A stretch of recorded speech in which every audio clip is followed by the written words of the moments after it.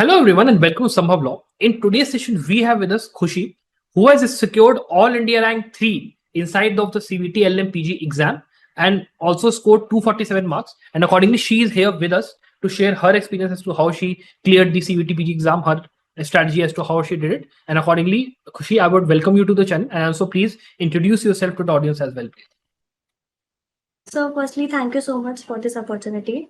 As you all know, my name is Khushi Agrawal. I have been born and brought up in Lakhimpur Kheri district, Uttar Pradesh. Then I pursued my BLLB from University of Mumbai. And then I gave CUET PG LLM exam in my 10th semester. There I got 247 marks. And yes, sir, this is it. Yeah, I see. So Khushi, I will start with my first question that like how did you start your preparation of CVT and what were the things that you used basically and what was your opinion of the paper itself? Like was it hard or like what was it exactly according to you?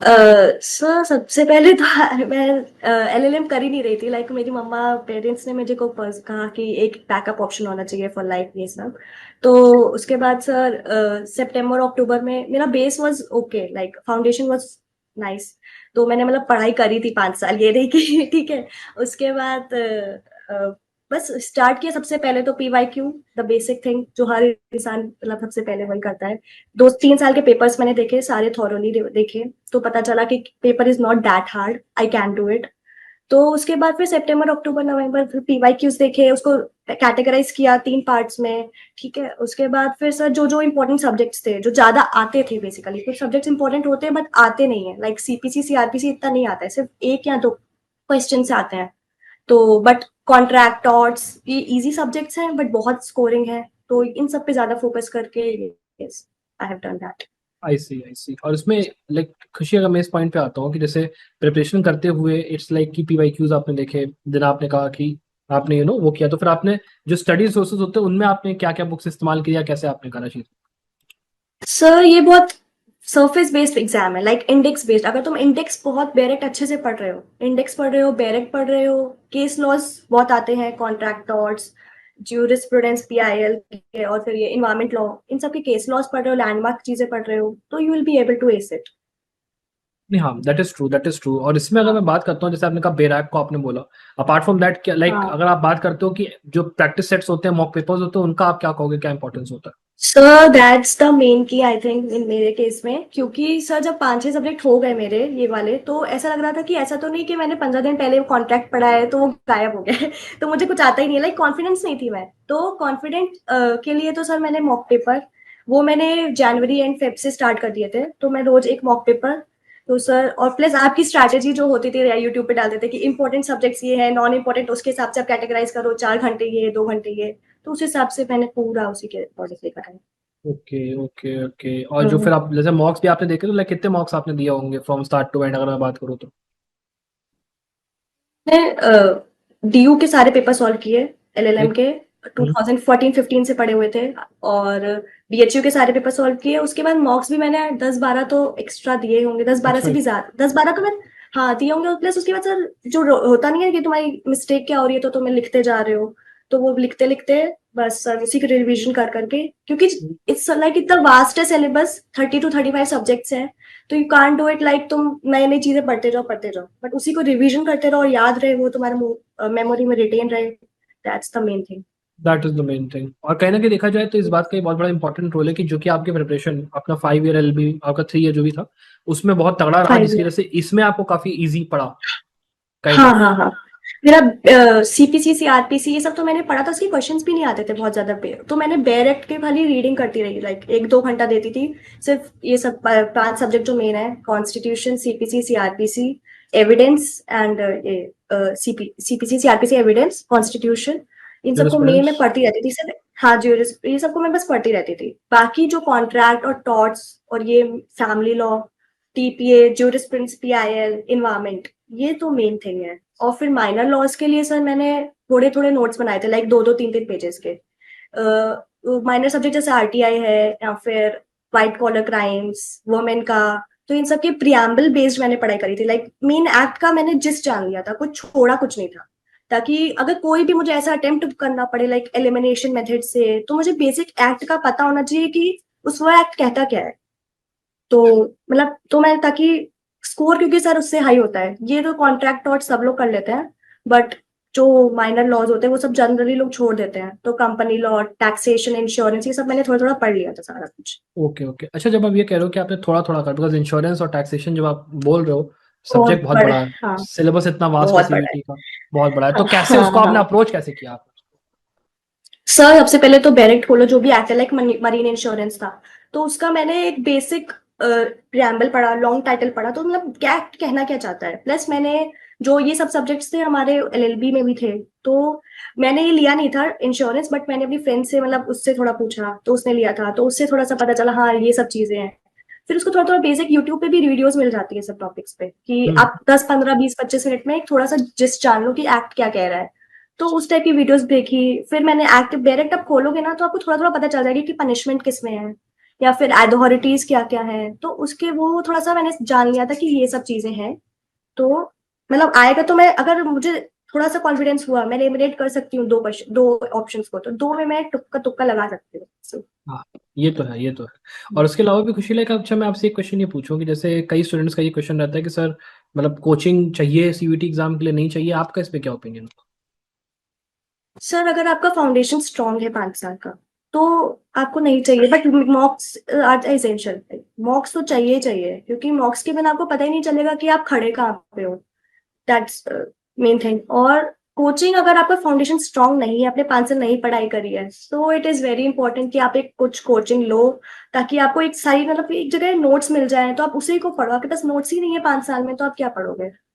नहीं वो तो बात सही है, because अगर ये आपका वाली बेसिक बात है। फाउंडेशन ही मतलब जैसे मान लीजिए 5 साल में तो पढ़ाई हम्म, करी आपने, हर क्लास में गए, लेक्चर अटेंड करा, नोट्स वगैरह बनाए, और अपना नोट्स भी नहीं हम्म। बनाया एटलीस्ट, तो चलो किसी दोस्त वोस्त से कुछ भी करा, उससे क्या होता है ना कि एक आपका सिस्टम बनता है कि हाँ ठीक है, हर सब्जेक्ट का मेरे कि पास आपको एक बेसिक पता तो है कि, हाँ। हाँ, पता है कि टॉपिक्स क्या हैं, जैसे इन्वायरमेंट में ट्रीटीज हैं, या फिर बहुत सारे जो भी कॉन्फ्रेंसेज हुए हैं, वो पेरिस ट्रीटी, सब कुछ पता तो है आपको, वरना पता ही हम्म। नहीं है क्या चल रहा है।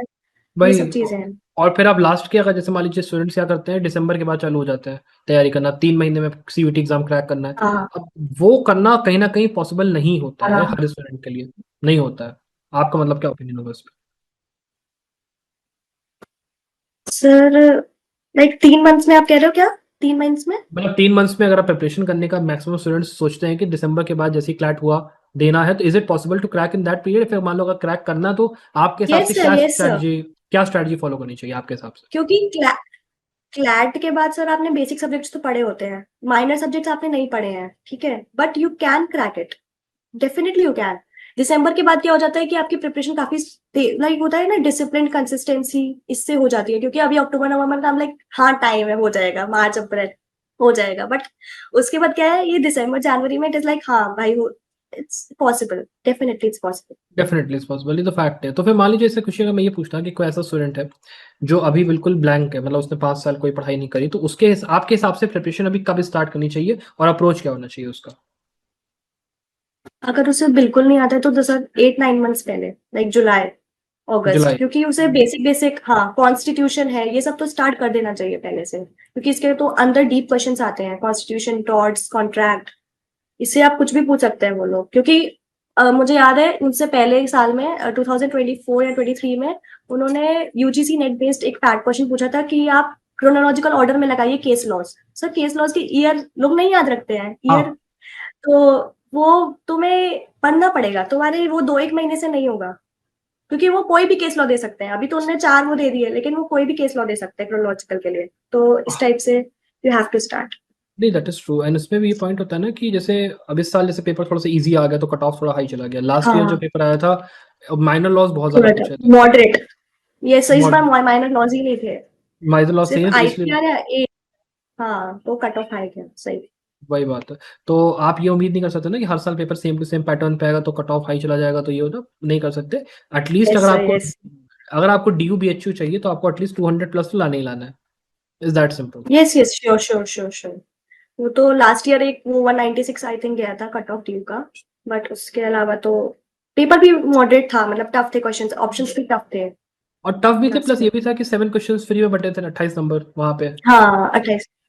वो भी एक पॉइंट था, पॉइंट है। तो वो भी एक चीज़ है, वो भी पॉइंट है। अच्छा Khushi, coming to my next point, मान लीजिए मैं जैसे पूछता हूँ कि आपने जब प्रिपरेशन वगैरह करी है, मॉक वगैरह आपने जो भी दिया, अपना सब कुछ किया, तो मतलब एक तरीके से मैं अगर आपसे पूछता हूँ कि संभव लॉ का मतलब क्या बेनिफिट रहा आपको, अगर आप थोड़ा सा बता पाओ, लाइक योर सर एक्सपीरियंस। सबसे हाँ, सितंबर अक्टूबर में जब मैंने प्रिपरेशन स्टार्ट करी, मतलब तो मेरे को कुछ आइडिया नहीं था। पहले तो मैंने सिलेबस ही देखा, तो मैंने सर सबसे पहले कोई डालते लाइक सीयूटी पीजी, तो आपके वीडियो सबसे पहले पॉपअप हुए।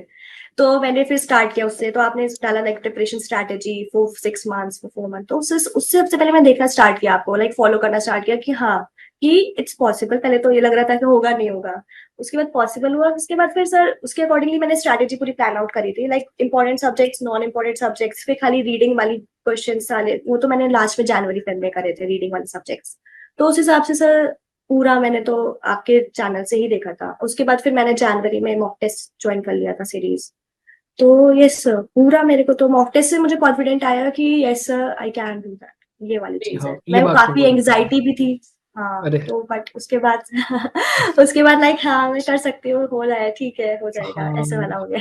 वही और बीच में मुझे याद है शायद हम लोग की बात हुई थी, शायद एग्जाम के पहले भी एक बार हुई थी, अब उसके बाद भी फिर आपका जब हाँ मतलब बाद, वही हाँ यस सर। है तो ना, काफी वही फिर ये सर आपने पूरा। काफी हेल्प की थी उस समय, तो बहुत मैं टेंशन में थी क्या लूँ क्या नहीं लूँ, तो आपने काफी ज्यादा सही से सब बताया, तो नहीं क्योंकि वो जो thank you point so was कि मच। जब प्रोविजनल आंसर की आया 247, आपने बताया सर 240 पे आ रहा है, ये हो रहा है, हाँ मैंने कहा मतलब मैंने कहा टॉप करोगे, परेशान मत हो, बट थोड़ा सा एक डाउट होता, उसके बाद भी फिर जब फाइनल में आया वो रैंक लिस्ट लीक हो गया, मैंने कहा अच्छा ठीक है, थर्ड रैंक आया, मैंने कहा भाई बहुत बढ़िया।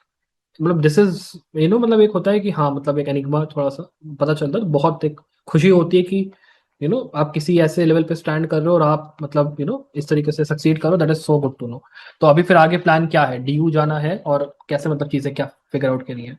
यस डीयू जाना है, 3 इयर्स एलएलएम करना है, ये प्लान है आगे का तो। प्लान है अभी तो, बाकी तो अभी देखिए आपका हाँ वैसे इस पे क्या ओपिनियन है, बिकॉज 3 इयर्स का जो रूल आया है जुडिशरी वाला, एंड लाइक कितना दिक्कत है एस्पिरेंट्स को, एंड बाकी तो आप उस पे अपना क्या ओपिनियन देना चाहोगे, क्या कहना चाहोगे उस पर? ओपिनियन, पहले तो मैं 1-2 दिन काफी डेविस्टेटेड थी टू बी ऑनेस्ट, हाँ बट फैमिली ने काफी सपोर्ट किया। मैं मेरे मामा ने बोला कि कोई बात नहीं, नई सी चीज ही सीखोगे, कोई लॉस कुछ नहीं है, तुम एलएलएम हम्म। करो, उसके साथ प्रैक्टिस करो दिल्ली में, तो प्लस पॉइंट है, कोई भी नेगेटिव नहीं है। तो नाउ आई एम लाइक हाँ प्रैक्टिस करूंगी, उसके बाद वो देखते हैं। हाँ मतलब एक होता है ना कि आप सीखते जाते हो नई नई चीजें, इवन लाइक अगर हाँ, मान लो। और फिर बन भी जाओ, उसके बाद तुम्हें कुछ आता नहीं है, प्रैक्टिकल नॉलेज नहीं है, तो इट्स वेस्ट। तुम सीट नहीं लेके बैठ गए हो, तो ये वाली बात भी है, तो आना चाहिए, सारी प्रैक्टिकल नॉलेज होनी चाहिए। है ना, और उसमें भी देखिए यही दूसरी बात। चीज ये है ना, एक साइड फ्लिप साइड ये भी है खुशी की, जैसे कुछ स्टूडेंट्स ऐसे हैं जिसमें कि दिक्कत क्या होती है ना, फाइनेंशियल बैकग्राउंड जो कि थोड़ा सा हल्का सा भी अगर हिला हुआ है, आपका बैकअप अगर आपके पास नहीं है, तो उनके लिए बहुत डिफिकल्ट है ये, तो मतलब आप अग्री करोगे इस बात पे यस कि यस नॉट सर, यस मतलब। Sir, even for girls it's very हाँ, hard sir, very hard, 5 years very hard. वो। यस सर, ये तो कुछ कॉन्स भी है इसके, वही नो वही doubt about it. No doubt about it, because the point is कि देखो, जनरली अगर आप मान लो 20 से 24 के एज में ग्रेजुएट करोगे, फिर 3 साल वेट करोगे, 26 तक 3 साल आप वेट यू आर करो। एग्जाम दे रहे हो, फिर अब फिर वैकेंसी मान लो आई नहीं आई, क्या हुआ नहीं हुआ, तो आई उसमें वो कैसे भी क्या फिर वो भी वो भी वो भी एक बहुत बड़ा वो है बहुत बड़ा डिस्क्रिपेंसी इशू की है उसकी सर। वजह से। हाँ, वही कि तुम्हारी वैकेंसीज भी लाइक यूपीएससी रेगुलर नहीं है कि हर साल आती है, वही तो obvious that's a very sir वो वेरी तो सब चीजें। दिक्कत, बहुत दिक्कत है, तो फिर मुझे लगता है वही इसमें रिफॉर्म होना चाहिए, बट देखिए आगे अब क्या होता है, जैसे जो भी है मतलब सबके लिए इक्वल मतलब यहाँ पे अब चीजें हैं वो है। बाकी लास्ट में खुशी मैं आपसे ये पूछना चाहूंगा कि जैसे मान लीजिए ऐसे स्टूडेंट्स हैं जिन्होंने मतलब सीयूटी एग्जाम दिया, फिर अभी करियर को लेकर इतना टेंशन में है कि सर 3 ईयर का रूल भी आ गया, और अभी सीयूटी का एग्जाम भी नहीं सही गया और बहुत डिसअपॉइंटमेंट हुई है, क्या करे, मतलब कैसे वो करे, उनके लिए आपका क्या मैसेज होगा? सर और भी बहुत सारे कॉलेजेस हैं, आईआईटी केजीपी, आईएलआई, उसके बाद जेएमआई का भी मैंने फॉर्म डाला था, Lucknow university, Allahabad university is very good, central university है, बहुत सारे करियर ऑप्शंस है। और सर एक एग्जाम अगर नहीं निकलता, it's not the end of the world, not at all. Next year, अभी दिसंबर में क्लैट होगा, हम्म, कोई ऐसी बात नहीं है, कोई टेंशन की बात नहीं है, पढ़ाई करते रहो, प्रिपरेशन मत छोड़ो बिल्कुल भी, hard work and consistency is the key, हो या जाएगा। हो मुझसे जाएगा ये हो तो। गया तो सबसे हो जाएगा। I am like yes sir. अच्छा मतलब आप मैं भी अपने आप बहुत को क्या नॉर्मल ऐसे सी स्टूडेंट हूँ, नॉर्मल से स्टूडेंट बहुत है मतलब नॉर्मल आप?